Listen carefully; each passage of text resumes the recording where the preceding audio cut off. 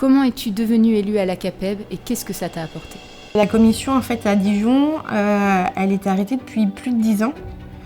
Et donc je me suis présentée comme ça et on m'a dit il y a tout à faire. Voilà. Et du coup, c'est en parlant avec la juriste avec laquelle du coup elle m'a dit ok, je veux bien t'aider à faire la commission. Donc du coup on est parti comme ça et on a travaillé toutes les deux. J'ai beaucoup moins peur de me lancer quand elle était là que quand j'étais toute seule au début, quoi. On essaye de faire une réunion par mois. Du coup on est devenu un petit groupe, on est une quinzaine à peu près à chaque fois.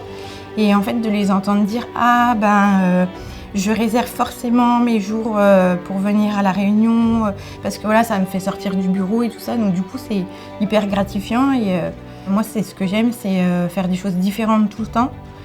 Et du coup, de ne pas être dans la monotonie et voilà, je trouve ça hyper intéressant. En fait, il faut qu'on se sente légitime dès le début. Voilà. Si on a envie de le faire, on a la légitimité de le faire et peu importe ce que pensent les autres. Si vous avez envie de venir au sein des instances de la CAPEB, il n'y a pas de problème, foncez, ça peut être que du positif. N'hésitez pas à contacter la CAPEB nationale, à demander nos coordonnées et puis à venir nous poser plein de questions.